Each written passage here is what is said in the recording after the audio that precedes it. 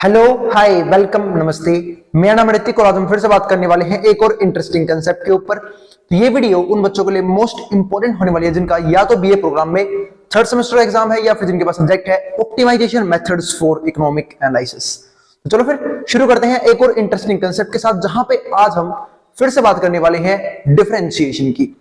हमने बहुत सारे एप्लीकेशंस देखे पिछले कुछ वीडियोस में जहां पे हम डेरिवेटिव की हेल्प से इकोनॉमिक्स में किन किन टॉपिक्स को सोल्व कर सकते हैं, लेकिन इस वीडियो में बात करनी है कुछ अलग तरह के फंक्शंस की, यानी कि कंपोजिट फंक्शन का डेरिवेटिव कैसे किया जाता है, दूसरा इनवर्स डिफरेंशिएशन रूल क्या होता है। तो इन दो टॉपिक्स के ऊपर आज हम इस वीडियो में बात करने वाले हैं। और अगर भाई वीडियो पसंद आए तो वीडियो को लाइक के बिना मत जाना और चैनल को सब्सक्राइब भी कर लेना। दूसरी बात, डिफरेंशिएशन का कंसेप्ट आना आपको बहुत जरूरी है किसी भी टॉपिक के लिए। तो भाई ध्यान रखना, कंसेप्ट वाली वीडियो जरूर देखा करो। और मैं हमेशा एक बात कहता हूं कि वीडियो को सीरीज वाइज देखा करो ताकि आपको कभी भी कंसेप्ट में कोई भी दिक्कत ना बचे। आई बात समझ में? ठीक है, फिर चलो फिर शुरू करते हैं। पहला कंसेप्ट जहां पे हम बात करने वाले हैं डेरिवेटिव ऑफ कंपोजिट फंक्शन, जिसको हम सोल्व करते थे चेन रूल से। ठीक है, कंपोजिट फंक्शन क्या होता है इसके ऊपर मैंने बात करी थी एक वीडियो में जहां पे मैंने आपको फॉग और गोफ निकालना सिखाया था। ठीक है, आज हम उस पर बात नहीं करेंगे कि वो क्या होता है, ठीक है, लेकिन आज हम कुछ अलग क्वेश्चंस की डेरिवेटिव करने की कोशिश करेंगे। तो यहां पे देखो एक क्वेश्चन है, मान लो इफ z बराबर है 7y plus 3 and when y equals to 5x square find dz by dx। मतलब देखो z जो है वो फंक्शन है y की फॉर्म में, y जो फंक्शन है वो है x की फॉर्म में, हमें निकालना क्या है dz बाई dx। अब इसको निकालने के दो तरीके होते हैं।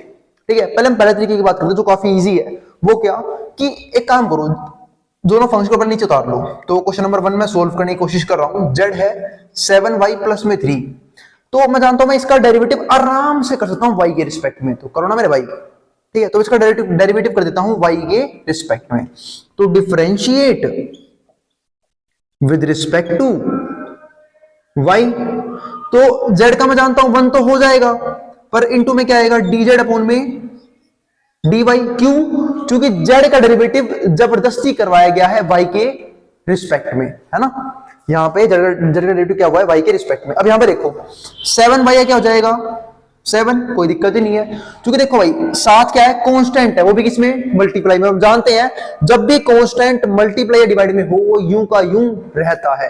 ठीक है, डेरिवेटिव किसका होता है इस y का, तो y का डेरिवेटिव क्या हो जाएगा 1 हो जाएगा। और 3 क्या है कांस्टेंट, और जब भी कांस्टेंट प्लस माइनस में हो उसका डेरिवेटिव क्या हो जाता है 0 हो जाता है। तो 0 हो गया, तो आंसर क्या आ गया dz बाई dy का 7 1 जा 7 आंसर आ गया है, कोई दिक्कत नहीं है।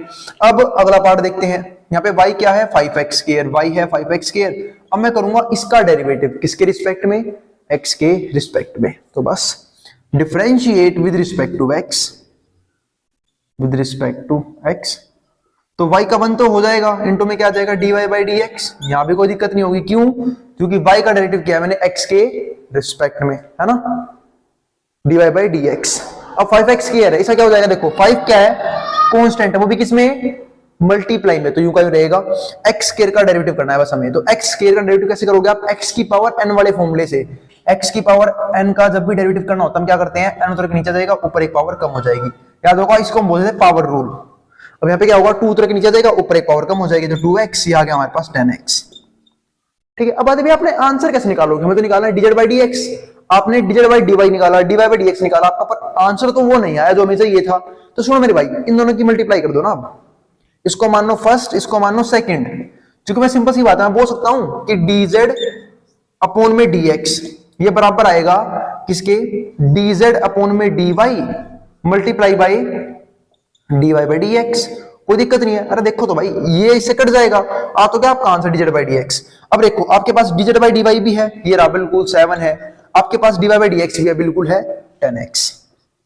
तो करते क्यों नहीं मल्टीप्लाई, करो मल्टीप्लाई। जब मल्टीप्लाई करोगे ये तो करना याद होगा मल्टीप्लाई, 10 7 जा या फिर 7 10 जा 70 x यू का यू 70x हमारा आंसर हो जाएगा। तो इस तरीके से इस वाले क्वेश्चन का जो डेरिवेटिव हो गया। लेकिन एक तरीका और होता है कि देखो हमें निकालना क्या है dz बाई dx। तो मैंने देखा कि अगर मेरा z का फंक्शन x की फॉर्म में होता तो तुम आंसर निकाल देता, क्योंकि मैं सिंपल डेरिवेटिव कर देता z का x के रिस्पेक्ट में। पर दिक्कत क्या है कि मेरा जो फंक्शन है z वो है y के फॉर्म में, तो मैंने इसको चेंज कर दिया यहां से क्वेश्चन को। अब मैं इसका आपको अल्टरनेटिव सिखा रहा हूं, अल्टरनेटिव मेथड। अब वो क्या देखो, z क्वेश्चन क्या था मेरे पास 7y प्लस में 3, और हम सब जानते हैं y की वैल्यू में दे रखी है 5x स्क्वायर। तो यहाँ पुट कर दो ना भाई 5x स्क्वायर, तो यहाँ पे क्या रख दूंगा मैं 5x स्क्वायर प्लस में 3, कोई दिक्कत नहीं है। अब ये बन गया है, इसको अंदर भेज दो। पहले क्वेश्चन को सोल्व कर रहा हूँ, 7 पंजे 35, 35x स्क्वायर और यहाँ पे आ गया 3। तो मैंने देखा कि अब मेरा फंक्शन जो है z का वो कंप्लीटली बन चुका है x के फॉर्म में, और जब x के फॉर्म में फंक्शन बन गया है तो मैं इसका आराम से डेरिवेटिव कर सकता हूं चाहूं तो x के रिस्पेक्ट में। तो करते क्यों नहीं करूं, ठीक है। अब तो चुटकी बजा के इसका आंसर आ जाएगा। तो मैं कर रहा हूं इसका डिफरेंशिएशन, तो differentiation with respect to x, ठीक है। तो z का वन तो हो जाएगा इनटू में dz बाई dx। यहाँ पे 35 क्या है कांस्टेंट, वही मल्टीप्लाई में, कोई दिक्कत नहीं है, ठीक है। तो 35 कांस्टेंट मल्टीप्लाई में है, यूं का यूं रहेगा। x स्क्वायर का डेरिवेटिव क्या हो जाएगा, x की पावर n वाले फॉर्म में से 2 उतर के नीचे आएगा, ऊपर एक पावर कम हो जाएगी 2x, और 3 क्या है कांस्टेंट 0 हो जाएगा। 35 दूनी 70x। तो ये हमारे पास क्या आ गया है 70x dz बाई dx की वैल्यू पहले भी वही आई थी, अब भी वही आई है, कोई दिक्कत नहीं है। अगर आपको अभी समझ नहीं आया तो कोई भी एक क्वेश्चन हो रहा है उससे हम और इसको क्लियर कर लेंगे अच्छे से। अब एक बात और बता देता हूँ, कई बच्चे बोलते हैं कि भैया अपना कॉन्टेक्ट नंबर दे दो, मैंने दिया भी है, ठीक है, कोई दिक्कत नहीं है। पर एक बात का एक ध्यान रखा करो, वो क्या कि देखो भाई कॉन्टेक्ट नंबर दूंगा तो भाई फोन तो बिल्कुल मत करना, व्हाट्सएप करना, क्योंकि मैं फोन पहले ही बहुत आते हैं और मैं कम उठाता हूँ फोन्स, ठीक है। तो जो भी दिक्कत हो व्हाट्सएप बता देना, ठीक है। दूसरी बात, ठीक है, फ्यूचर में जब भी व्हाट्सएप करना हो तो भाई आप आराम से इस वाले नंबर पे कांटेक्ट कर सकते हैं, पर सिर्फ व्हाट्सएप के लिए कॉल करिए 9966783636, ये नंबर है, ठीक है। दूसरी बात, इससे बढ़िया सोर्स क्या है कि अब मैंने एक नया वो बनाया है, एक तो टेलीग्राम चैनल, ठीक है, जहां पे आपको सारी पीडीएफ और सारी इंफॉर्मेशन प्रोवाइड करता रहूंगा साथ साथ। दूसरा, इंस्टाग्राम का लिंक वो भी डल जाएगा वीडियो के डिस्क्रिप्शन में भी और चैनल के डिस्क्रिप्शन में भी, आप आराम से जाके वहां पे जा सकते हैं, वहां पे जाके मुझे इंस्टा पे फॉलो भी कर सकते हैं, और वहां पे जाके आराम से जो भी दिक्कत हो, जो भी डाउट्स हो, वहां पे आप मुझसे डिस्कस कर सकते हैं चैट में। आई बात समझ में? तो वो जो बनाया मैंने इंस्टाग्राम, वो बनाया मैंने कॉलेज अड्डा के नाम से ही, ठीक है, जिस नाम से मेरा चैनल है उसी नाम से मैंने वो भी बनाया है, ठीक है। आप आराम से जाके अपनी कोई भी क्वेरी, कोई भी दिक्कत वहां पे रिजोल्व करवा सकते हैं मुझसे ही, ठीक है। वो कल ही बनाया है मैंने नया इंस्टाग्राम अकाउंट, और उसका लिंक आपको मिल जाएगा चैनल के डिस्क्रिप्शन में भी और वीडियो के डिस्क्रिप्शन में भी, ठीक है। फिर कोई दिक्कत है आप यहाँ पे व्हाट्सएप कर सकते हैं। दूसरा, मैं टेलीग्राम चैनल का लिंक भी डाल दूंगा वीडियो के डिस्क्रिप्शन में भी और इंस्टा के चैनल के डिस्क्रिप्शन में भी, ठीक है। आराम से जाके वहां पे भी कोई भी क्वेरी, कोई भी दिक्कत या फिर कोई भी इंफॉर्मेशन अगर मुझे आपको देनी होगी मैं वहां पे दे दूंगा, ठीक है, यूट्यूब के साथ साथ। हाँ, पढ़ेंगे तो सिर्फ यूट्यूब पे ही। अब यहां देखते हैं, ये आ गया हमारे पास, तो क्वेश्चन हो गया है। अब हम आगे बढ़ते हैं, ये तो हो गया हमारे पास first question. Question number second में क्या है, y बराबर एक्स स्क्वायर, तो y बराबर एक्स स्क्वायर आ गया हमारे पास, और x बराबर क्या आ गया 1 प्लस टी स्क्वायर, ठीक है, x बराबर आ गया 1 प्लस टी स्क्वायर, ठीक है, ये आ गया हमारे पास। तो अब हमें क्या करना है यहाँ पे, फाइंड dy बाई dt, यानी कि y का डेरिवेटिव निकालना है t के रिस्पेक्ट में। अब फिर से वही एक तरीका तो है कि भैया y हमारे पास एक फंक्शन है x की फॉर्म में और x एक फंक्शन है t की फॉर्म में, दोनों का डेरिवेटिव कर देता हूं अलग अलग। तो मैंने इसका डेरिवेटिव किया x के रिस्पेक्ट में, differentiate with respect to x। तो जब मैं x के रिस्पेक्ट में डेरिवेटिव करूंगा तो y का वन तो हो जाएगा, इनटू में क्या आएगा dy बाई dx, क्योंकि y का डेरिवेटिव जबरदस्ती किया गया है x के रिस्पेक्ट में। x स्क्वायर का आंसर क्या हो जाएगा, 2 उतर के नीचे आएगा, ऊपर एक और कम हो जाएगी 2x, कोई दिक्कत नहीं है। अब मैंने देखा x 1 प्लस टी स्क्वायर है, इसका भी डेरिवेटिव कर दिया मैंने, तो differentiate with respect to t, पर t के रिस्पेक्ट में, तो x का वन तो हो जाएगा इनटू में dx बाई dt। अब मैं कर दूंगा इसका डेरिवेटिव, किसका डेरिवेटिव 1 प्लस में टी स्क्वायर का, तो वहां क्या हो जाएगा 0, कांस्टेंट है, कोई दिक्कत नहीं। टी स्क्वायर का आंसर क्या हो जाएगा, 2 उतर के नीचे आएगा, ऊपर एक पावर कम हो जाएगी, किस वाले फॉर्मूले से, x की पावर n वाले फॉर्मूले, देखो ऊपर लिखा हुआ है n उतर के नीचे आएगा, ऊपर एक पावर कम हो जाएगी, सेम ऐसे यहाँ पे हो गया, 1 का 0 कांस्टेंट था, प्लस माइनस में तो डेरिवेटिव 0 हो जाएगा, टी स्क्वायर का 2t हो जाएगा।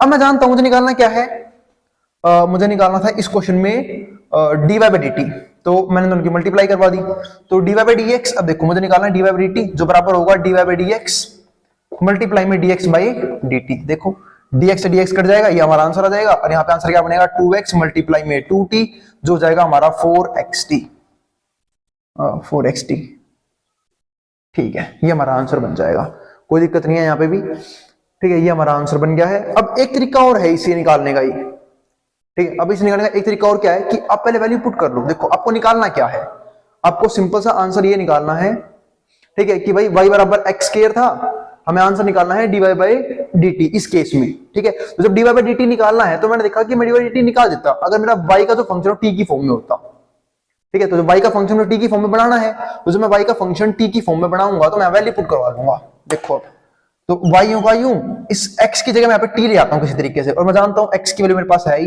1 प्लस टी स्क्वायर, तो मैं x की जगह ले आया 1 प्लस टी स्क्वायर का होल स्क्वायर, मतलब मैंने x की जगह x की वैल्यू पुट कर दी ये वाली। अब मैं सोल्व कर दूंगा इसे डेरिवेटिव करने के लिए। तो पहले फॉर्मूला खोल लेता हूं यहाँ पे a प्लस बी का होल स्क्वायर, जिन्हें फॉर्मूला याद नहीं है मैं याद दिला देता हूं। a प्लस बी का होल स्क्वायर जो होता है वो होता है a का स्क्वायर प्लस b का स्क्वायर प्लस 2ab। तो जब मैं यहाँ पे खोल लूंगा a प्लस बी का होल स्क्वायर, तो 1 का स्क्वायर 1, इसका स्क्वायर हो जाएगा t की पावर 4 और 2ab, तो 2 इंटू में 1 t का स्क्वायर, तो हो जाएगा 1 प्लस में t की पावर 4 प्लस में 2t स्क्वायर, ये हमारा आ गया। अब मैं कर दूंगा यहाँ पे इजीली डेरिवेटिव, तो differentiate with respect to t, तो अब मेरा y का क्या हो जाएगा 1 तो हो जाएगा इंटू में dy बाई dt, जो मुझे चाहिए था वो मुझे मिल चुका है। मुझे क्या चाहिए था dy बाई dt चाहिए था, और वही किया मैंने जैसे मैंने इस क्वेश्चन के अल्टरनेटिव में किया था कि पहले पूरे फंक्शन को मेरे को क्या निकाला था dy बाई dx। इस क्वेश्चन में तो मैंने y की जगह x लेके आया फिर किया डेरिवेटिव, सेम काम मैंने यहाँ पे किया। मैं यहाँ पे x के लिए t लेके आया, अब करूंगा डेरिवेटिव, तो यहाँ पे 1 का 0 हो जाएगा, कांस्टेंट है वही प्लस माइनस में, तो 0 हो जाएगा सिंपल। t की 4 का हो जाएगा x की पावर n वाले फॉर्मूले से, देखो ये रहा आ गया, n उतर के नीचे आएगा 4 आ गया, और यहाँ पे जाएगा t का क्यूब, और 2 कांस्टेंट है मल्टीप्लाई में यूं टी स्क्वायर का डेरिवेटिव हो जाएगा, 2 उतर के नीचे आ गया, ऊपर एक पावर कम हो जाएगी, तो हो जाएगा 4t क्यूब प्लस में 2 2 जा 4t, तो ये आ गया।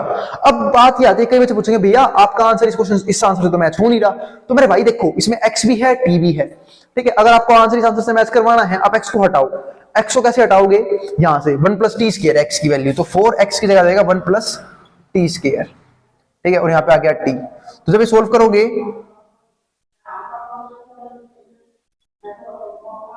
ये है 40, अब 40 की मल्टीप्लाई इससे भी होगी इससे भी होगी, तो 40 इंटू में 1 हो जाएगा 40, 40 इंटू में टी स्क्वायर क्या हो जाएगा 4t क्यूब।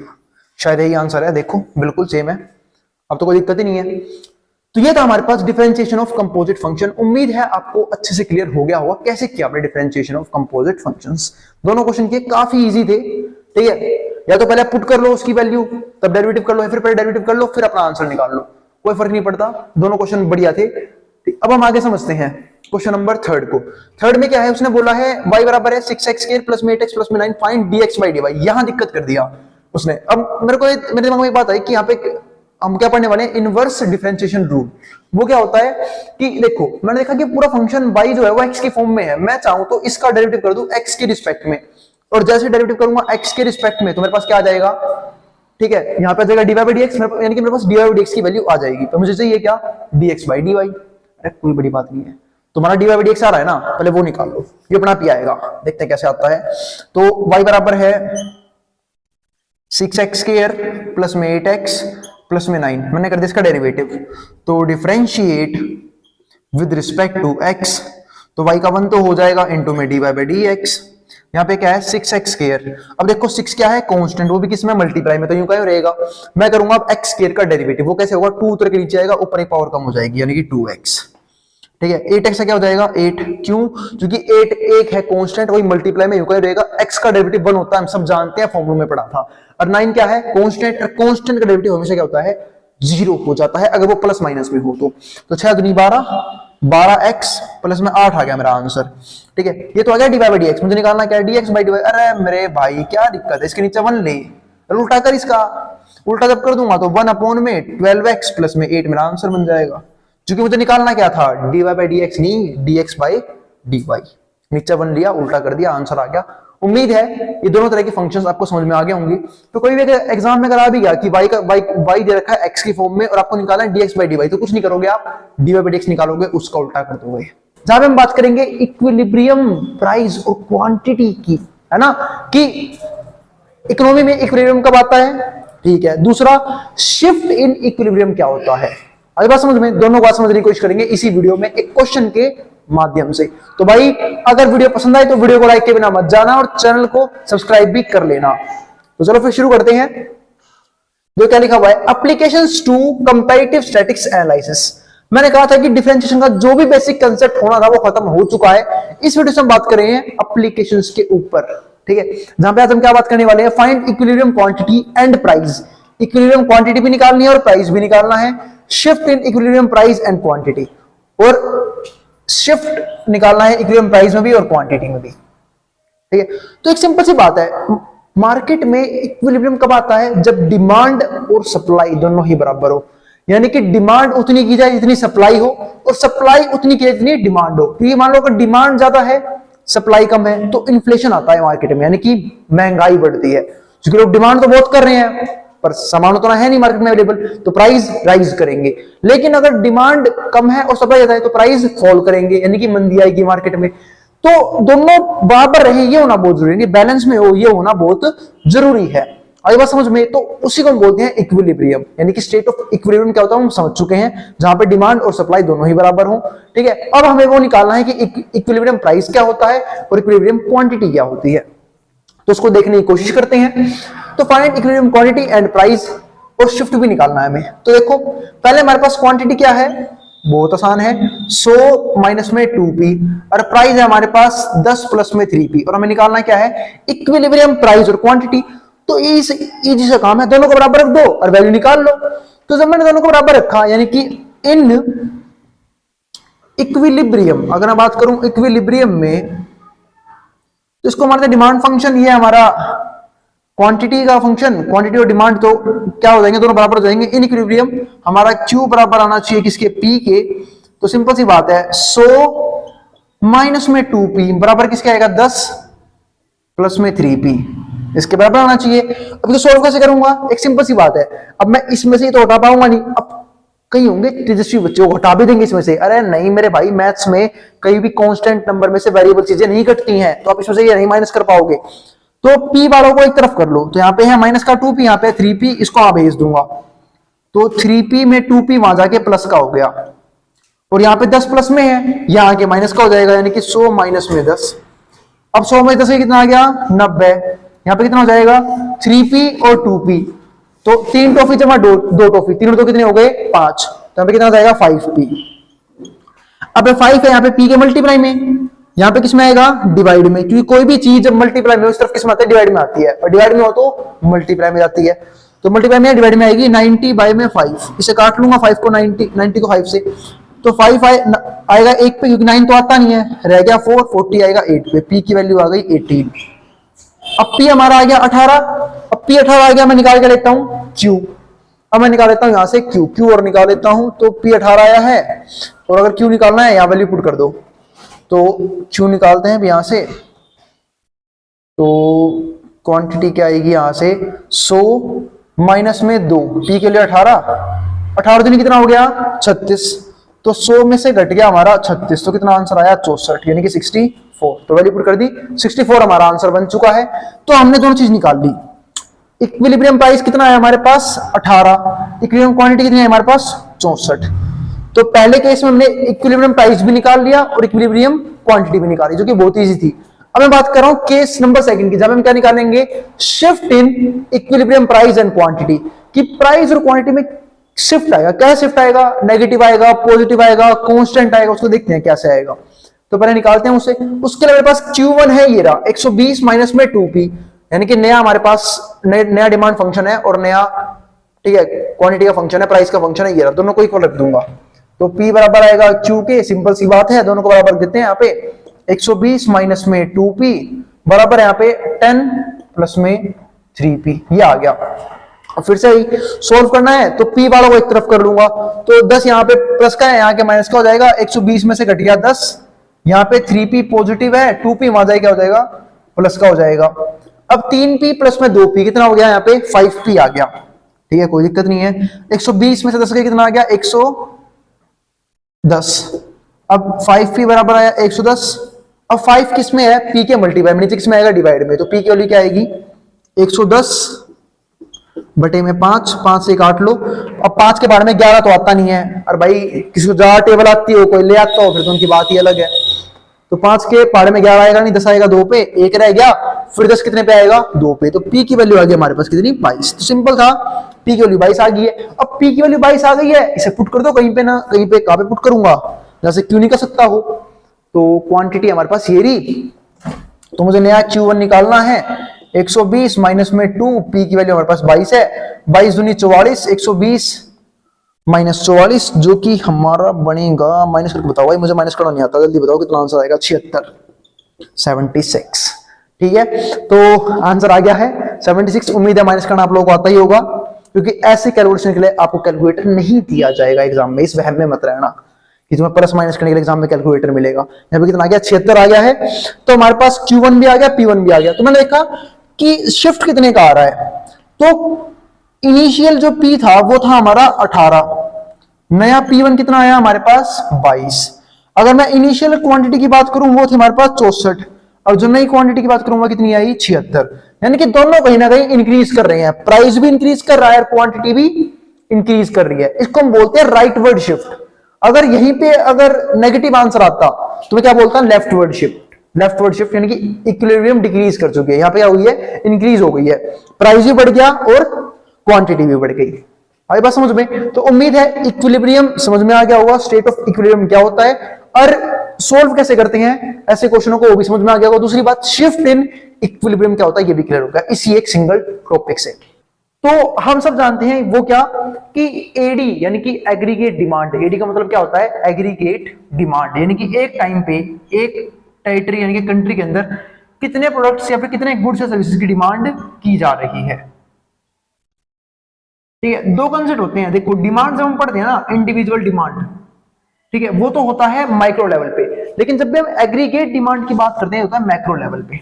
तो एग्रीगेट डिमांड और नेशनल इनकम ये एक ही बात होती है, दोनों बराबर होते हैं, मतलब एडी और वाई इक्विलिब्रियम पे बराबर होते हैं। तो सिंपल सी बात है, तो एडी इक्वल्स टू वाई, इसका फॉर्मूला क्या होता है, सी प्लस में आई प्लस में जी।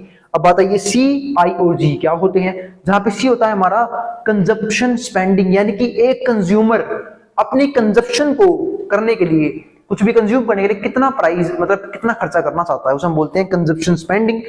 आई का मतलब क्या होता है, इन्वेस्टमेंट। देखो हमारी इनकम के दो पार्ट निकल के आते हैं, पहला आता है कंजप्शन, फिर आता है सेविंग। मतलब पहले कुछ कमाया, ठीक, उसमें से कुछ पार्ट उड़ाया और कुछ बचाया, और उसके बाद हम उस पैसे को कहीं ना कहीं इन्वेस्ट करते हैं, चाहे बैंक में रखते हैं, चाहे रियल एस्टेट में इन्वेस्ट करते हैं, चाहे हम शेयर्स में इन्वेस्ट करते हैं, तो उसको हम बोलते हैं इन्वेस्टमेंट। तो पहले आता है कंजप्शन, फिर आता है इन्वेस्टमेंट, उसके बाद गवर्नमेंट हमारे ऊपर कितना खर्चा करती है, क्योंकि हमारा कुछ ना कुछ पार्ट टैक्स के थ्रू भी कटता है। आई बात समझ में? क्योंकि हमारी इनकम जो नेट इनकम है वो क्या होती है, ठीक है, कि जितना आपने कमाया उसमें से आपने जो भी टैक्स दे दिया है ना, जिसे बोलते हैं डिस्पोजेबल इनकम। डिस्पोजेबल इनकम हमेशा बराबर होता है इनकम माइनस में टैक्स के, क्योंकि हमारी इनकम आने से पहले ही उसमें से टैक्स कट चुका होता है। ठीक है, अब आगे देखते हैं। तो सी से हमारा क्या आता है, कंजप्शन स्पेंडिंग, आई से इन्वेस्टमेंट, और जी से गवर्नमेंट स्पेंडिंग। जो गवर्नमेंट एक इकोनॉमी के अंदर कितना खर्चा कर रही है, यानी कि देखो गवर्नमेंट बहुत सारे काम करती है, जैसे सड़कें बनवाना, इंफ्रास्ट्रक्चर डेवलप करना, ठीक है, कंपनीज में फंडिंग करना, या फिर और भी बहुत सारी फैसिलिटीज प्रोवाइड करती है, ठीक है, हमें। तो उसके ऊपर गवर्नमेंट कितना खर्चा करती है, क्या बोलते हैं, गवर्नमेंट स्पेंडिंग। ठीक है, जिसके तहत गवर्नमेंट अपना बजट भी तैयार करती है। अब इसमें हमें सी का फॉर्मूला दे रखा है 100 प्लस में 0.75 वाईडी, आई है 200, जी है हमारे पास 1000 और जी1 है 1500, यानी कि हमें इसी के हिसाब से हमें पता करना है कि शिफ्ट इन इक्विलिब्रियम कितना आएगा।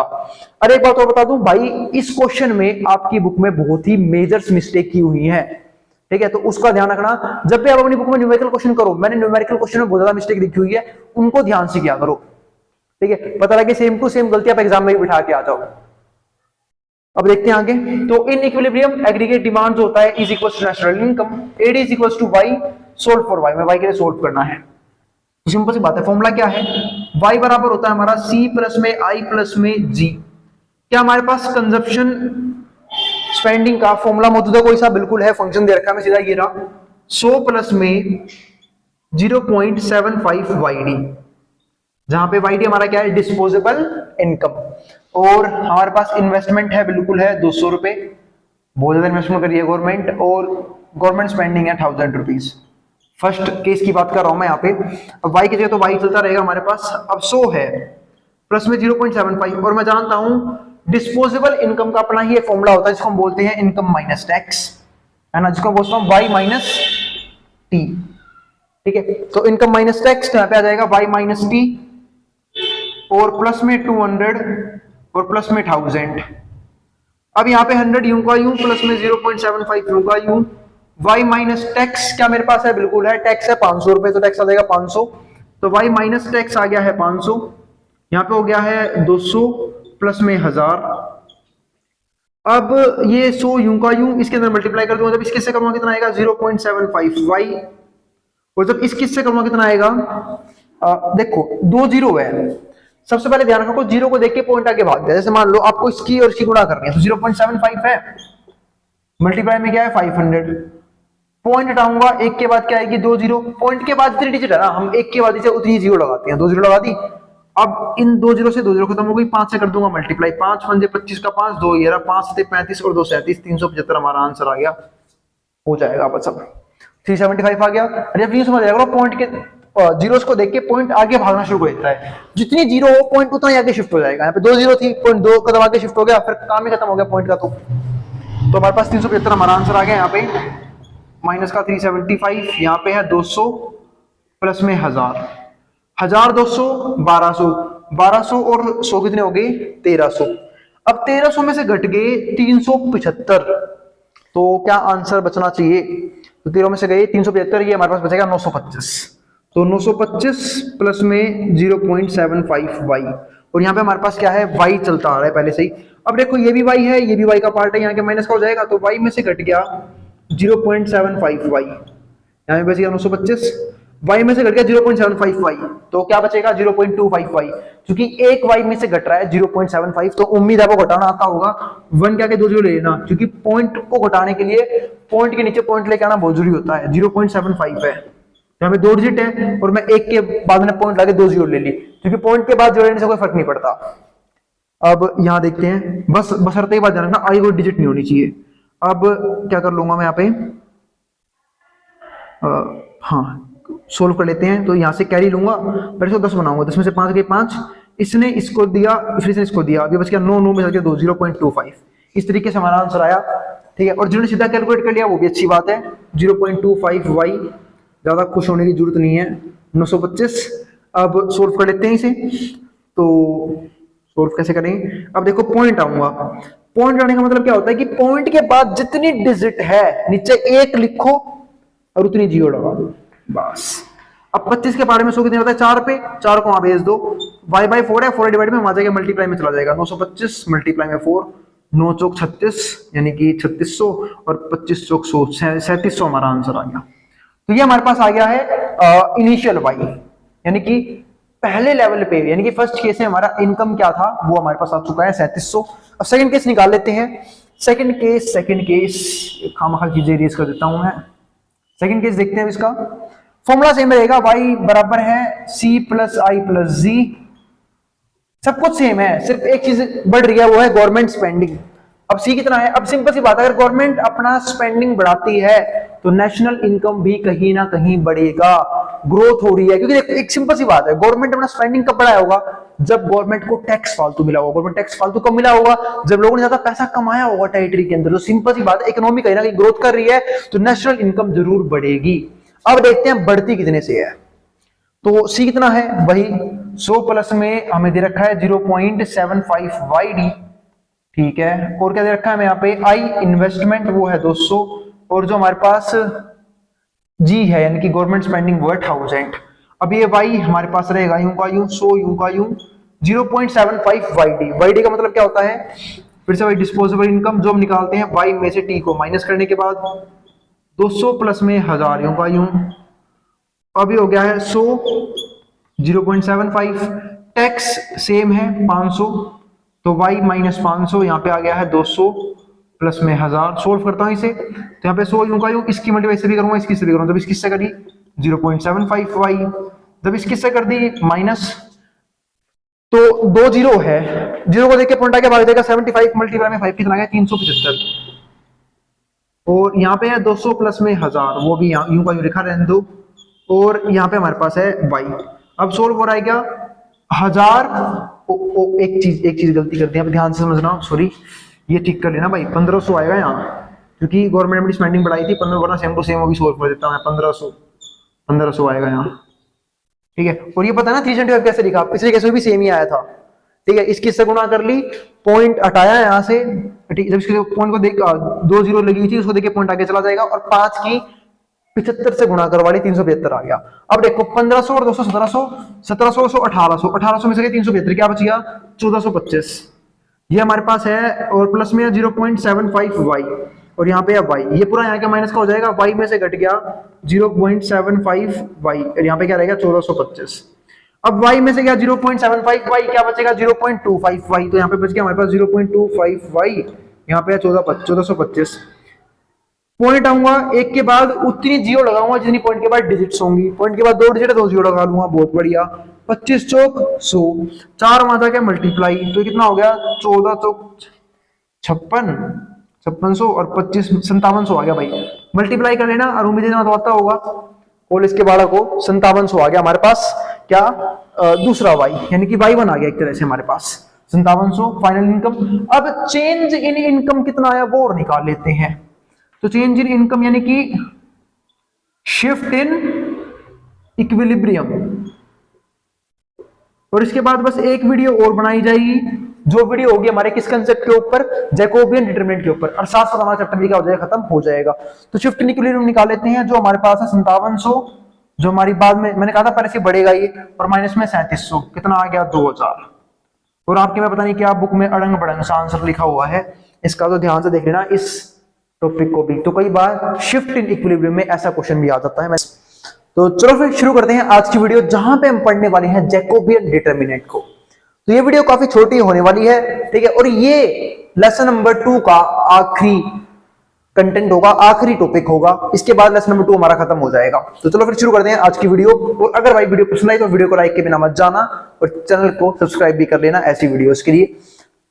तो देखते हैं क्या होता है जैकोबियन डिटरमिनेंट। तो जैकोबियन डिटरमिनेंट बताने से पहले आप लोगों को बताए तो डिटरमिनेंट क्या होता है, ठीक है।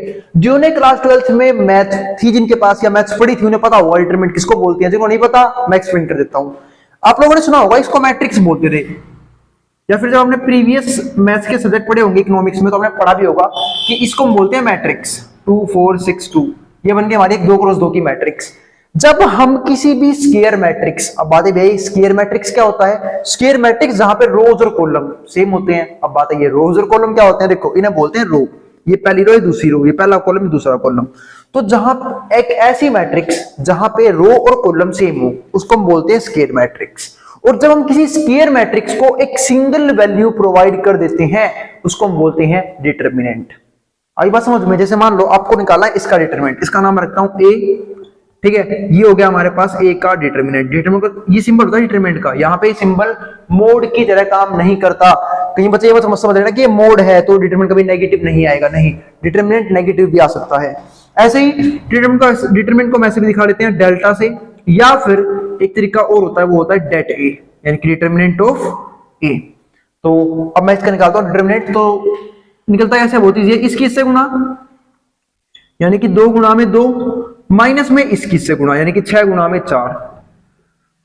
तो 2 गुणा में 2 कितना हो गया 4, 6 चौक 24, तो 4 में से घट के 24। अब छोटी में से बड़ी चीज माइनस हो रही है, तो 4 में 24 गई तो क्या हो जाएगा माइनस का 20। ये हो गया हमारे पास इस मैट्रिक्स का डिटरमिनेंट। तो सिंपल सी बात है, जब भी हम किसी स्क्वायर मैट्रिक्स को एक सिंगल वैल्यू प्रोवाइड कर दे इसी को हम बोलते हैं डिटरमिनेंट। ऐसे ही 3x3 में भी डिटरमिनेंट निकाला जाता है, मैं आपको वो एक्सप्लेन कर देता हूं एक बार फटाफट। जैसे मान लो 3x3 की मैंने कोई मैट्रिक्स बनाई, ए मैट्रिक्स, ठीक है, जिसके एलिमेंट थे 1 2 3 4 5 6 7 8 9, ठीक है। तो पहले मैं सिर्फ बात कर रहा हूं डिटरमिनेंट के ऊपर, उसके बाद मैं बात करूंगा जैकोबियन डिटरमिनेंट के ऊपर। तो ये बन गई 3x3 की मैट्रिक्स। अब ये मैट्रिक्स स्क्वायर मैट्रिक्स है, क्यों? क्योंकि यहाँ पे रोज और कॉलम सेम है, क्योंकि 3 ही रो है इस मैट्रिक्स में और 3 ही कॉलम है। जब मैं इसका डिटरमिनेंट निकालूंगा, ध्यान रखना किसी भी 3x3 की मैट्रिक्स के डिटरमिनेंट निकालने के 6 तरीके होते हैं। आप उसे किसी भी रो या किसी भी कॉलम से एक्सपेंड करके डिटरमिनेंट निकाल सकते हैं। तो मैं इसे एक्सपेंड कर रहा हूं R1 के अलोंग, तो एक्सपेंडिंग अलोंग R1 से मैं इसे एक्सपेंड कर रहा हूं। तो यहाँ पे क्या आ जाएगा हमारे पास, एक्सपेंड कैसे करते हैं समझा रहा हूं मैं आप लोगों को। तो पहले देख लो R1 के एलिमेंट ये है 1 2 3, तो 1, अब 1 जिस रो में उस रो को भूल जाओ, जिस कॉलम में कॉलम को भूल जाओ। यहाँ पे सेम वही रूल लगा दो, ये वाला, ठीक है, 2x2 के डिटरमिनेंट वाला, यानी कि किससे गुणा, 9 5 45 माइनस में 8 6 48, ये आ गया। फिर दूसरे एलिमेंट को पकड़ो, यानी कि 2, अब 2 जिस रो में रो भूल जाओ, जिस कॉलम में कॉलम भूल जाओ। 9 4 36 माइनस में 7 6 42। फिर तीसरा एलिमेंट 3, ठीक है, रो कॉलम छोड़ो, फिर वही 8 चौक 32 7 पंजे 35, 21 से गुणा माइनस 21 से गुणा। अब बात ये आपने बीच में गैप की छोड़ा, यहाँ पे आएंगे सिंबल। सिंबल कौन कौन से आएंगे यहाँ पे? Plus minus plus. बाकी हर बार भी आया क्या सिंबल सेम रहेंगे, प्लस माइनस प्लस नहीं। अगर आपने गलती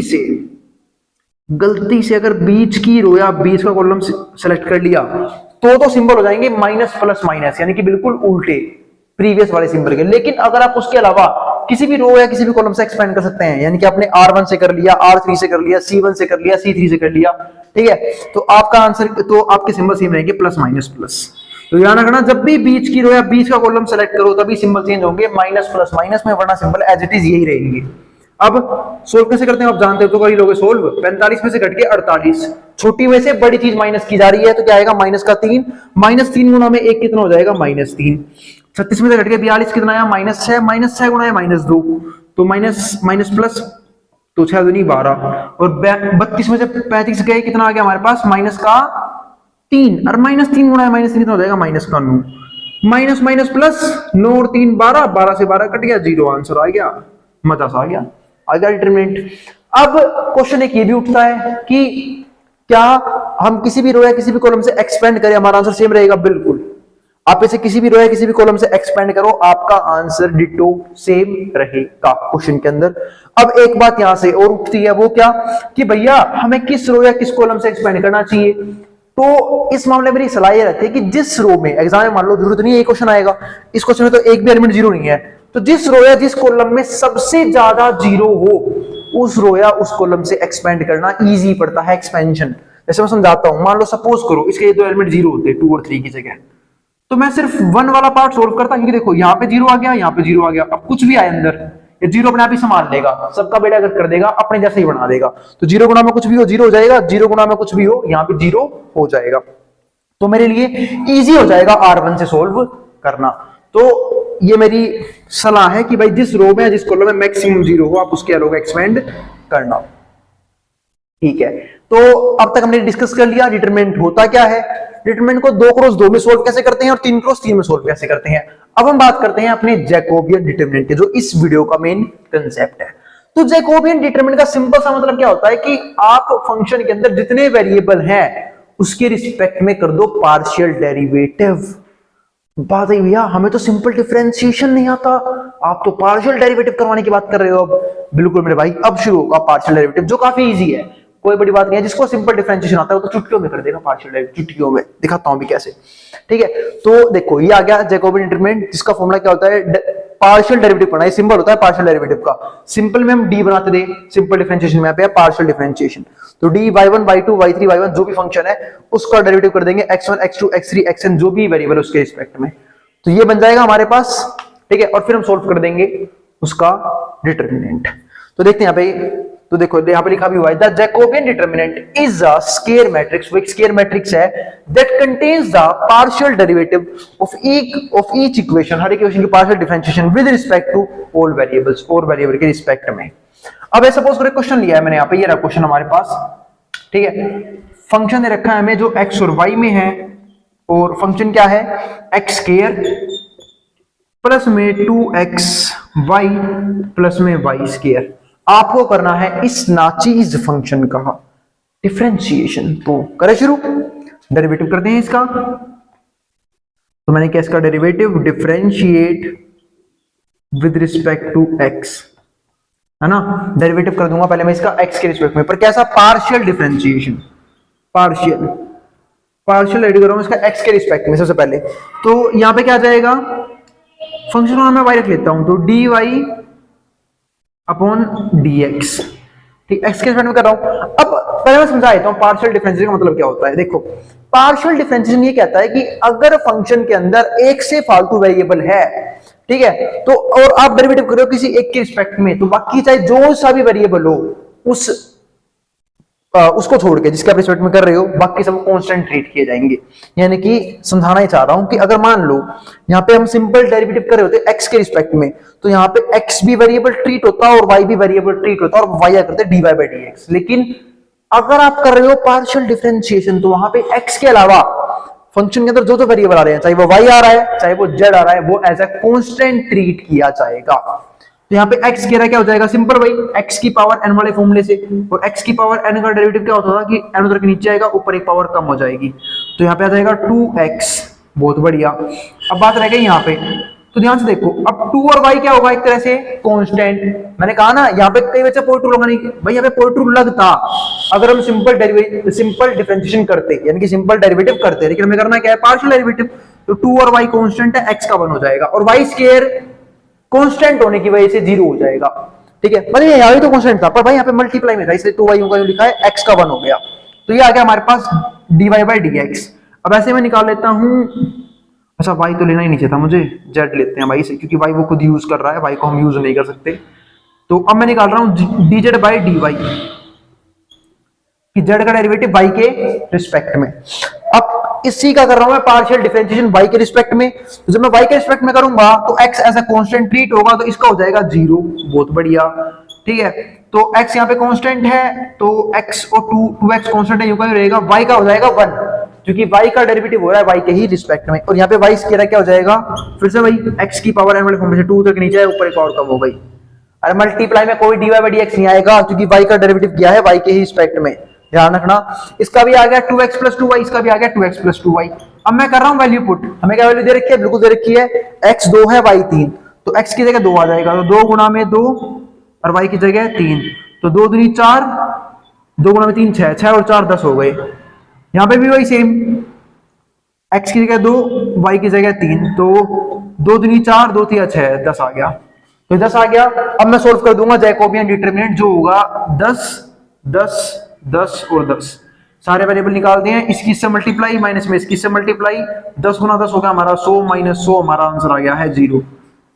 तो हमारा इस बार जैकोबियन डिटरमिनेंट 0 आ चुका है, ये था हमारे पास जैकोबियन डिटरमिनेंट का आंसर। अब एक बात यहां से और क्लियर करना चाहूंगा कि अगर किसी भी मैट्रिक्स का डिटरमिनेंट 0 आ जाए, इसका मतलब फंक्शन जो है वो इनवर्टिबल है। फंक्शन दो तरह के होते हैं, देखो कोई भी मैट्रिक्स दो तरह की होती है, या फिर फंक्शन दो तरह के होते हैं। एक तो होता है इनवर्टिबल, इनवर्टिबल यानी कि जिसका इनवर्स निकालना पॉसिबल हो, और एक होता है नॉन इनवर्टिबल, और जिसका इनवर्स निकालना पॉसिबल ना हो। अगर डिटरमिनेंट 0 आया तो वो फंक्शन वो हो जाएगा नॉन इनवर्टिबल, जब उसका इनवर्स नहीं निकाल सकते। ठीक है, लेकिन अगर फंक्शन मतलब डिटरमिनेंट 0 आया, ठीक है, तो फंक्शन हो जाएगा हमारा नॉन इनवर्टिबल। लेकिन अगर डिटरमिनेंट हमारा 0 नहीं आया, उसके अलावा कुछ भी आ गया, 1 आ गया, 2 आ गया, 50 आ गया, 5 लाख आ गया, 5 करोड़ आ गया, तो हम उसका डिटरमिनेंट निकाल सकते हैं, इसलिए वो इनवर्टिबल कहलाता है उस केस में। इस केस में क्या है, नॉन इनवर्टिबल। सवाल खत्म। तो हमने शुरुआत करी थी सेकंड चैप्टर की पिछली कुछ वीडियोस में, उसके बाद हमने बहुत सारे कंसेप्ट कवर भी कर लिए हैं जो था डिफरेंशिएशन के ऊपर, क्योंकि इस चैप्टर में बात करनी है कि डिफरेंशिएशन का इकोनॉमिक्स में क्या रोल है। आई बात समझ में? ठीक है, तो डिफरेंशिएशन के कंसेप्ट के ऊपर ये हमारी आखिरी वीडियो होने वाली है, जहां पे मैं बात करूंगा कुछ क्वेश्चंस की जो हमने सारे फंडामेंटल पढ़े हैं, जितने भी रूल पढ़े हैं उनके ऊपर हम कुछ सवाल करेंगे आज इस वीडियो में। आई बात समझ में? ठीक है, और अब जो आने वाली वीडियोस होंगी वो होंगी डिफरेंशिएशन के एप्लीकेशंस के ऊपर। तो भाई अगर वीडियो पसंद आई तो वीडियो को लाइक किए बिना मत जाना, और चैनल को सब्सक्राइब भी कर लेना, और उन दोस्तों में फिर उन ग्रुप्स में शेयर भी कर देना जिन बच्चों का सेम सब्जेक्ट का एग्जाम है, ताकि मुझे भी सपोर्ट मिले और उनकी हेल्प हो जाए। ठीक है, कि जिनको ये सब्जेक्ट पढ़ना है। आई बात समझ में? तो चलो फिर शुरू करते हैं आज की वीडियो। तो काफी अच्छे क्वेश्चंस हैं, इनके ऊपर कंसेप्ट्स हो चुके हैं। अरे भाई जरूरत तक कंसेप्ट वाली वीडियो ना देखी हो, चाहे वो डिफरेंशिएशन के फॉर्मूले वाली वीडियो हो, चाहे वो रूल्स वाली वीडियो, तो वो वीडियो आराम से आके देख लेना, दोनों वीडियोस इस चैप्टर की, जो काफी इंपॉर्टेंट वीडियो थी। उसके बिना आपको क्वेश्चन समझने में थोड़ी सी दिक्कत आ सकती है, और ये सारे क्वेश्चंस आपकी बुक के ही हैं। अब कई बच्चे मुझे कमेंट बॉक्स में कमेंट कर रहे थे कि भैया बुक की पीडीएफ प्रोवाइड कर दो। भाई बुक की पीडीएफ सोल की साइट पे अवेलेबल है पहले से ही। ठीक है, जब तक आप ये वाली बुक खत्म नहीं कर लेते, आपको कोई भी रेफरेंस बुक नहीं पढ़नी है। ठीक है, तो पहले आप आराम से आके सोल वाली बुक पढ़ ली, मतलब वहां सारा कंटेंट पढ़ ले, सारा बाकी मैं करवा ही रहा हूँ साथ साथ, और जो भी एक्स्ट्रा क्वेश्चंस होंगे रेफरेंस बुक के हेल्प से, जो इंपॉर्टेंट क्वेश्चन होंगे वो मैं करवा दूंगा। ठीक है, और प्रीवियस क्वेश्चन भी हम डिस्कस कर लेंगे सेम प्लेलिस्ट के अंदर। तो एक बार पहले हमारा जो कंसेप्ट है, मतलब जो भी हमारा कंटेंट है इस चैप्टर इस सिलेबस के अंदर, सारा पहले एक बार कवर हो जाएगा, उसके बाद बात करेंगे उस चीज के ऊपर। तो चलो फिर शुरू करते हैं आज कुछ सवालों को। तो क्वेश्चन नंबर 1 देखते हैं। क्वेश्चन नंबर 1 में क्या है, y बराबर x की पावर 5। ये ऑलमोस्ट जो भी क्वेश्चंस है, ये क्वेश्चंस है पावर फंक्शन के ऊपर। ठीक है, और एक क्वेश्चन ऊपर देके एक से ज्यादा तरीके भी हो सकते हैं, वो भी डिस्कस करेंगे। जैसे यहाँ पे लिखा है y बराबर है x की पावर 5 और हमें सारे क्वेश्चन में निकालना क्या है dy बाई dx, यानी कि डेरिवेटिव करना है सारे क्वेश्चन का। तो सबको याद होगा x की पावर n का डेरिवेटिव का फॉर्मूला होता था जो मैंने पहली वीडियो में बताया था, क्या कि कभी भी आ जाए x की पावर n का डेरिवेटिव करना तो n उधर नीचे जाएगा और ऊपर एक पावर कम हो जाएगी, तो nx की n माइनस 1। सेम ऐसे यहाँ पे देखो x की पावर 5 है, बहुत इजी है, और ये बताया जो भी पावर हो वो तो नीचे जाएगा, तो 5 उधर नीचे आ गया, ऊपर एक पावर कम हो जाएगी 5x की 4, हो गया डेरिवेटिव। ये आंसर आएगा हमारा dy बाई dx कि y का डेरिवेटिव हो चुका है x के रिस्पेक्ट में, आ गया आंसर 5x की 4। अब क्वेश्चन नंबर 2 देखो, क्वेश्चन नंबर 2 तो बकवास सा सवाल है, x की पावर 1 है और हम सब जानते हैं x की पावर 1 का मतलब क्या होता है x का डेरिवेटिव, जो मैंने फॉर्मूला में सीधा लिखवाया था कि x का डेरिवेटिव 1 होता है। चलो एक बार इसे पावर रूल के अनुसार सोल्व करने की कोशिश करते हैं, तो क्या होगा देखो फिर से भाई, अगर आप इसे वैसे सोल्व करें तो भी आपका आंसर वही आएगा। अगर आपके कंसेप्ट क्लियर है तो आंसर सेम ही आएगा, आंसर अलग आ ही नहीं सकता। तो कैसे करोगे इसका क्वेश्चन, देखो x की पावर n से उधर नीचे आएगा तो 1 उधर नीचे आ गया, ऊपर एक पावर कम हो जाएगी, तो x की पावर क्या हो जाएगी 1 माइनस 1। तो देखो 1 माइनस 1 क्या होता है 0, 1 मल्टीप्लाई में x की पावर 0, और हम एक जानते हैं एक रूल कि किसी की भी पावर अगर 0 हो तो उसका आंसर क्या होता है 1 होता है, यानी कि x की पावर अगर 0 है तो उसका आंसर क्या हो जाएगा 1 हो जाएगा, और 1 मल्टीप्लाई में कितना हो जाएगा 1 हो जाएगा। आगे अब सवाल नंबर 3 देखो, थर्ड में क्या है y इक्वल्स टू x की पावर -8। अब आपको ये वाला क्वेश्चन करना है, फिर से भाई x की पावर n वाला फॉर्मूला लगा दो, n के ऊपर कोई बाउंडेशन नहीं है, n पॉजिटिव भी हो सकता है, नेगेटिव भी हो सकता है, और कुछ हो सकता है भाई, ठीक है, तो कोई दिक्कत नहीं है। वैसे 0 नहीं होगा क्योंकि 0 हो गया तो किसी की पावर 0 1 हो जाएगा, और 1 का डेरिवेटिव 0 होता है, मतलब कांस्टेंट का डेरिवेटिव 0 होता है। तो यहाँ पे हम बात करें x की पावर -8 की, तो अपन डेरिवेटिव करना है भाई, नहीं डेरिवेटिव करने से पहले कि differentiate with respect to x, इसका मतलब है कि हम डेरिवेटिव करने वाले हैं x के रिस्पेक्ट में, तो y का 1 तो हो जाएगा इनटू में dy बाई dx, क्योंकि y का डेरिवेटिव जबरदस्ती किया गया है x के रिस्पेक्ट में, तो ये जरूर आएगा dy बाई dx, क्योंकि y का भी 1 हो जाता अगर वो y के रिस्पेक्ट में होता, ठीक है, पर y का x के रिस्पेक्ट में हो रहा है, x के रिस्पेक्ट में तो होगा तो भी 1, पर इनटू हम क्या लिख देंगे dy बाई dx, यानी कि y में चेंज x की वजह से, है ना, उसका ऐसे पढ़ते ना, change in y due to change in x। अब x की पावर -8 है, आपको इसका डेरिवेटिव करना है, तो फिर से भाई कांस्टेंट है वो तो नीचे जाएगा, तो ऊपर से -8 तो नीचे आ गया, यहाँ पे x की पावर में 1 कम हो जाएगा, तो -8 -1, तो -8 यूं का यूं, माइनस माइनस प्लस 8 बड़े क्या हो जाएगा 9, तो माइनस कर दूं x की पावर -9, आंसर है। अब देखते हैं fourth question, y equals to 1 upon में x की पावर 7, आपको करना है इसका डिफरेंशिएशन। इसको करने के दो तरीके हैं, दो है या कैसे तो 3 है, तो बस फटाफट तीनों को देखते हैं कैसे करेंगे, ठीक है, कि ताकि आपको पता लग जाए कि एक ही क्वेश्चन को हम लोग एक से ज्यादा तरीकों से भी सोल्व कर सकते हैं। अब एक क्वेश्चन सबसे इजी तरीका तो ये आता है दिमाग में कि भैया 1 अपॉन में x की पावर 7 है, ठीक है, और हम सब जानते हैं प्रॉपर्टी पढ़ी थी हमने बचपन में जब 5th 6th क्लास में थे, कौन सी, कि अगर किसी की पावर नेगेटिव हो, यानी कि अगर a की पावर -n हो, उसे हम पॉजिटिव कर सकते हैं, कैसे, उसे भर के गुणा नीचे ला के रखो, तो 1 अपॉन में a की पावर है, तो इसका मतलब जब कोई चीज नीचे आके उसकी पावर पॉजिटिव हो सकती है तो ऊपर जाके वापस नेगेटिव भी हो सकती है, यहां तक भी कोई दिक्कत नहीं है, तो याद रखो पॉजिटिव x की पावर 7, ऊपर जाके हो जाएगा नेगेटिव, तो ये हो जाएगा x की पावर -7। अब हम करते हैं यहाँ पे डेरिवेटिव, तो differentiate with respect to x, derivative कर रहा हूं मैं x के रिस्पेक्ट में, तो y का हो जाएगा हमारा 1 तो हो जाएगा इनटू dy बाई dx, और x की पावर -7 का -7 नीचे आएगा और ऊपर एक पावर कम हो जाएगी, तो -7 माइनस का 1, तो -7 by x, -7 -8, minus minus plus 7 और 8 माइनस का 8, ठीक है, आ गया आंसर, ठीक है। और अगर आप मुझे पॉजिटिव करना है तो इसे पॉजिटिव भी कर सकते हो, ठीक है, उस तरीके से हो जाएगा।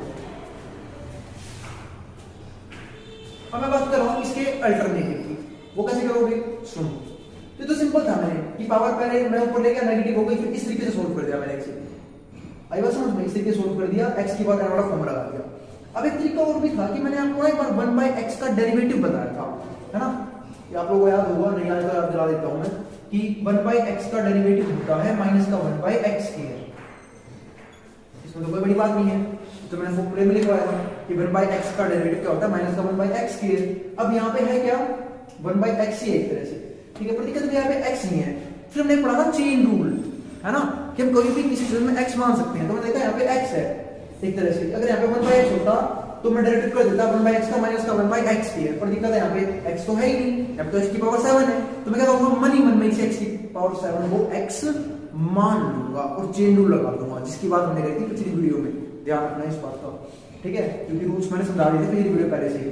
तो 1/x का क्या हो जाएगा माइनस का 1 में x स्क्वायर की जगह इसका स्क्वायर, तो x की पावर 7 का स्क्वायर मल्टीप्लाई में, अब इसे x मानना था थोड़ी, है ना भाई, इसे x हमने मानना था थोड़ी, अब मैं करूंगा इस x की पावर 7 का डेरिवेटिव, और वो कैसे होगा, फिर से भाई x की पावर n बड़ा फॉर्मूला लगा दो, कैसे n उधर नीचे जाएगा, यानी कि 7 उधर नीचे आ गया, और ऊपर एक पावर कम हो जाएगी 7x की 6, अब सोल्व करूंगा इसे तो -1, अब पावर के ऊपर पावर है, तो पावर की पावर से क्या जाती है मल्टीप्लाई, तो 7 हो जाएगा 14, x की पावर 14, यहाँ पे है 7x की पावर 6, x की पावर 6 x का 14 गया, x की पावर 8, आंसर आ गया -7/x की पावर 8, बाद में यहाँ तो -8 था, अरे भाई नीचे लेके जाएगा पावर को, पावर पॉजिटिव हो जाएगी, यही आंसर आएगा, ठीक है, -7/x की पावर 8।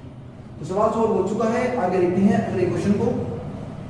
तो नहीं, मैंने कहा 3 तरीके हैं, एक तरीका और भी बात की अभी, वो कैसे, आप इसे क्वेश्चन रूल से कर सकते हो, तो क्वेश्चन रूल से आप खुद कर लोगे, उसको बताने की जरूरत नहीं है, 2 चीज डिवाइड में सबको दिख रहा है, और जब 2 चीज डिवाइड में रहती है हम डेरिवेटिव करने के लिए क्वेश्चन रूल लगा सकते हैं। पर यहाँ चेन रूल किसने लगाया, क्योंकि ऊपर फंक्शन का ऊपर वाला था, तो मुझे 1/x लगता हुआ दिख रहा था, तो मैंने चेन रूल लगा दिया, और पावर फंक्शन में दिख रही थी, इसलिए मैंने पावर फंक्शन से भी करवा दिया सेम क्वेश्चन को, ठीक है। अब और फिर भी आपको कोई भी दिक्कत आ जाए अपनी बेझिझक कमेंट बॉक्स में कमेंट कर सकते हैं, आई बात समझ में, तो मैं कोशिश करूंगा कोई डाउट को कमेंट में ही रिजोल्व कर दो, ठीक है। तो और बाकी तो मैं समझा ही रहा हूँ, उम्मीद है समझ में आ ही जाता होगा। आगे देखते हैं, अगला सवाल देखते हैं, y बराबर है √x, अभी क्वेश्चन है क्वेश्चन नंबर 5, तो y बराबर √x आ गया मान लो सवाल में, तो इसको सोल्व करने के 2 तरीके हैं, एक तो पहला मैंने इसका फॉर्मूला लिखवाया था आप लोगों को √x का, कि कभी भी अगर √x का डेरिवेटिव करना आ जाए तो आंख बंद करके लिख दिया करो 1/2 √x, इसका डेरिवेटिव कर रहा हूं मैं, differentiate with respect to x, तो y का 1 तो हो जाएगा इनटू में dx, क्योंकि y का डेरिवेटिव जबरदस्ती किया गया है x के रिस्पेक्ट में, √x का 1/2 √x। अब इसका करने का एक तरीका और होता है, ठीक है, मोस्टली आंसर मैं इसका दिखाऊंगा, वो क्या क्या क्या होता है, यहाँ पे पावर फंक्शन यूज कर सकते हो, और वो कैसे यूज करोगे, देखो आप लोगों को पता होना चाहिए रूट का मतलब होता है पावर हाफ, पावर आधी, तो मैं इसे लिखता हूं y बराबर है x की पावर आधी की, अब यहां लग जाएगी x की पावर n वाला फॉर्मूला, और वो क्या होता है कि x की पावर n से n उधर नीचे आएगा, यानी कि 1/2 तक नीचे आएगा, ऊपर एक पावर कम हो जाएगी, तो 1/2 में से 1 कम हो जाएगा, तो 1/2 में से घट गया 1, तो क्या आंसर आएगा, देख रहे हो आधे में से 1 जा रहा है, तो क्या बचेगा माइनस का आधा, क्यों, क्योंकि छोटी में से बड़ी चीज माइनस हो रही है, तो यहाँ पे आ जाएगा 1/2 x की पावर माइनस का 1/2, बस इसे नीचे लेके जाओगे तो पॉजिटिव हो जाएगा, तो हो जाएगा 1/2, नीचे जाएगा x की पावर आधी, x की पावर आधी का मतलब क्या है रूट, तो आपका आंसर तो वही बनेगा 1/2 x। तो अब तक इस क्वेश्चन को यूं भी कर सकते थे, आज बात समझ में, मैं आपको अल्टरनेटिव्स इसलिए बता रहा हूं कि आपका दिमाग चलना चाहिए क्वेश्चन को देख के, कि इस क्वेश्चन को ऐसे भी कर सकते हैं, ऐसे भी कर सकते हैं, ठीक है, बस शर्त एक बात है कि रूल सही होना चाहिए, अगर रूल गलत हो गया तो आंसर आपका सपने में मैच नहीं होगा। हाँ कई बार होता है, कुछ क्वेश्चन ऐसे होते हैं जहां पे आप एक मेथड से करो तो आंसर अलग आता है, दूसरे से करो तो आंसर अलग आता है, वैसे उसे भी मैच करवाया जा सकता है थोड़ा सा दिमाग लगा के, लेकिन आंसर देखो, जैसे मैंने यहाँ तो मैच ही करवाया है, ये आंसर सेम कहा था, मैंने थोड़ा बहुत नीचे ऊपर ले गया तो मैंने आंसर को सेम किया है, तो पर मेथड सही था, इसलिए आंसर मैच हो गया मेरा, बिल्कुल कोई दिक्कत नहीं हुई और कोई गलत रूल यूज नहीं किया। अब आगे समझते हैं y बराबर 2x, ये तो बहुत सिंपल क्वेश्चन है, y बराबर, और अब डेरिवेटिव कर रहा हूं तो y का क्या हो जाएगा dy/dx, सीधा लिख रहा हूं, आप लोग लिख लेना ऊपर differentiate with respect to x। अब देखो मैंने समझाई थी आपको ये बात पिछली वीडियो में कि अगर कभी भी डिफरेंशिएशन करते वक्त कोई भी कांस्टेंट मल्टीप्लाई या डिवाइड में हो, वो यूं का यूं रहता है, जब 2 मल्टीप्लाई में है वो यूं का ही रहेगा, डेरिवेटिव होगा सिर्फ x का यानी कि 1, पर x का डेरिवेटिव 1 होता है, ये बात मैंने ऊपर भी बताई थी, पावर फंक्शन से भी और फॉर्मूले में लिखवाया था कि x का डेरिवेटिव 1 होता है, 2 में क्या हो जाएगा 2, आंसर आ गया। अब करते हैं सवाल नंबर 7, यहाँ पे क्या है y बराबर है 4x3, अब आपको इसका करना है डेरिवेटिव, तो मैंने देखा फिर से वही 4 कांस्टेंट है, मल्टीप्लाई में है, और यहाँ पे रहेगा पावर फंक्शन, तो मैं डेरिवेटिव करने गया differentiate with respect to x, तो यहाँ पे y का 1 तो हो जाएगा इनटू में dy/dx, 4 कांस्टेंट है, इसमें वो भी मल्टीप्लाई में तो रहेगा और x की पावर 3 का मैं डेरिवेटिव कर दूंगा। कैसे?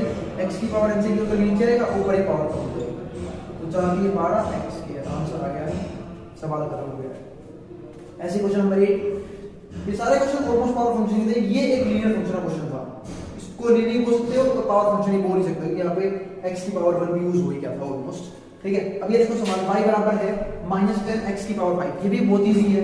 -10 क्या है? एक कांस्टेंट, बट क्या है? मल्टीप्लाई में है। अगर कांस्टेंट प्लस माइनस में हो तो उनका डेरिवेटिव 0 होता है, अगर उनके पास वेरिएबल ना हो कोई भी तो। ठीक है, जैसे मान चलो मैं प्लस में 5 लिख दूं, तो अब इसका डेरिवेटिव तो करेंगे हम पावर फंक्शन से। कैसे? देखो मैं करके दिखा रहा हूं आप लोगों को। तो differentiate with respect to x, तो -10 तो कांस्टेंट था, वो भी मल्टीप्लाई में ही रहेगा, कोई दिक्कत नहीं है। x की पावर 5 का अगर मैं डेरिवेटिव करने गया तो मुझे इसे क्या, x की पावर से माइनस का 5 करके नीचे आएगा, ऊपर ही पावर कम हो जाएगी, तो -5 में से 1 गया, माइनस का 6, -5 माइनस है, और 5 क्या है? कांस्टेंट। कांस्टेंट का डेरिवेटिव क्या होता है? 0। यहाँ पे आंसर आ जाएगा माइनस से माइनस कट गया, 10 5 जो 50 x की पावर -6, और 5 हमारा कांस्टेंट था, 0 हो गया। तो इसलिए कहते हैं अगर कांस्टेंट प्लस माइनस में तो उसका डेरिवेटिव क्या होता है? 0 हो जाता है, और मल्टीप्लाई में है तो यूं लगा रहता है।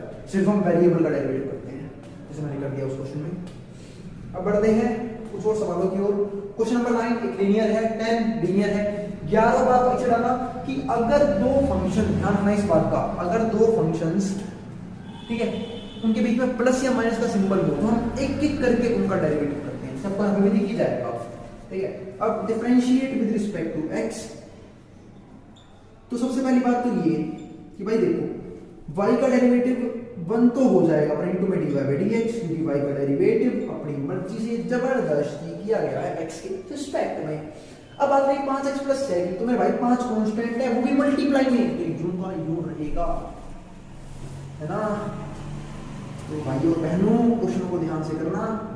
तो 5x का 5 कांस्टेंट हमारा डेरिवेटिव है 0 हो जाएगा, सॉरी 5 कांस्टेंट है मल्टीप्लाई में x की इक्वल रहेगा, x का डेरिवेटिव 1 हो जाएगा, शायद फ्लो को ज्यादा ही भूल जाता हूं मैं। ठीक है, और 6 हमारा क्या है? कांस्टेंट, इसका 0 हो जाएगा क्योंकि कांस्टेंट प्लस माइनस में है, तो 5 गुना में 1 5 हो जाएगा। और y बराबर 7x - 3, अभी आ रहा है डेरिवेटिव करने का, इसका डेरिवेटिव करना है, मान लो आपको differentiate with respect to x, तो y का 1 तो हो जाएगा, फिर से इनटू में dy बाय dx, तो यहां पे दो चीज प्लस माइनस में है, मतलब दोनों फंक्शंस हैं, ठीक है, उनके बीच हमारे सिंबल है, तो मैं दोनों का डेरिवेटिव अलग कर दूंगा। 7x का 7 कांस्टेंट है मल्टीप्लाई में है, u का रहेगा, x का डेरिवेटिव 1 हो जाएगा, 7 1 जा 7, और 3 हमारा कांस्टेंट है 0 हो जाएगा, तो ये आ गया अपना dy बाय dx का आंसर। सवाल नंबर 11, यहां भी देखो दो चीज प्लस में है तो मैं दोनों का डेरिवेटिव अलग कर दूंगा पावर फंक्शन से। तो differentiate with respect to x, derivative करूंगा x के रिस्पेक्ट में, तो y का 1 तो हो जाएगा इनटू में dy बाय dx, x की पावर 3 का 3 उतर के नीचे आएगा, ऊपर एक पावर कम हो जाएगी 3x स्क्वायर, और x की पावर 8 का 8 उतर के नीचे आएगा, ऊपर एक पावर कम हो जाएगी 8x की पावर 7। क्वेश्चन में दिक्कत नहीं आनी चाहिए, क्वेश्चन ढेर कर देंगे, हमें कोई सा भी क्वेश्चन आ जाएगा। ठीक है, इसलिए तरीके से पढ़ना है और बढ़िया से मेहनत करनी है ताकि एग्जाम में नंबर कम ना आए। तो आ गया हमारे पास आंसर। अब सवाल नंबर 12,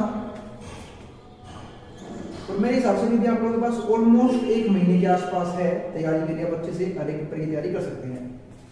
ठीक है, तो बाकी तो आपका भाई बैठा ही है करने के लिए। अब y का हमें इसका डेरिवेटिव करना है, मान लो, तो differentiate with respect to x, तो y का 1 तो हो जाएगा इनटू में dy बाय dx, क्योंकि y का डेरिवेटिव जबरदस्ती किया गया है x के रिस्पेक्ट में।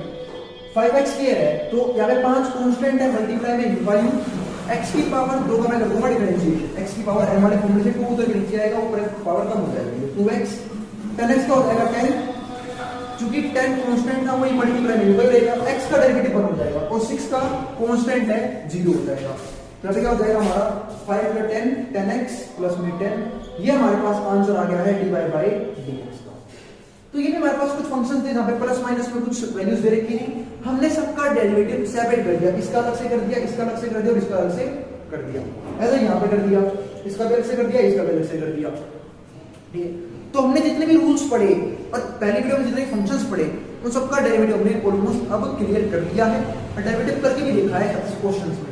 अब जो आने वाली वीडियोस होंगी वो होंगी हम इस डिफरेंशिएशन को कैसे इकोनॉमिक्स में यूज करते हैं, ठीक है, कैसे टोटल रेवेन्यू निकालते हैं, कैसे मार्जिनल रेवेन्यू निकालते हैं, कैसे एवरेज रेवेन्यू निकालते हैं, कैसे एवरेज प्रॉफिट निकालते हैं। बहुत सारे कंसेप्ट्स हैं जो हम आने वाली वीडियोस में डिस्कस करेंगे और वो काफी इंपॉर्टेंट है, क्योंकि अब तक मैं बात कर रहा था डिफरेंशिएशन के इंट्रोडक्शन की, उसकी कहानी इस वीडियो के साथ ही ढेर हो चुकी है और उम्मीद है आपको डेरिवेटिव के कंसेप्ट में किसी भी कंसेप्ट में कोई दिक्कत नहीं है। फिर भी कोई क्वेरी रह जाए आप नीचे कमेंट बॉक्स में कमेंट कर सकते हैं। आई बात समझ में? ठीक, मैं आपकी क्वेरी को रिजॉल्व करने की पूरी कोशिश करूंगा और मिलते हैं भाई फिर अगली वीडियो में, जहां पे हम बात करेंगे, ठीक है, applications of differentiation in economics. तो जिसको जो उतारना है वो उतार ले मेट्रॉन बोर्ड के सामने से।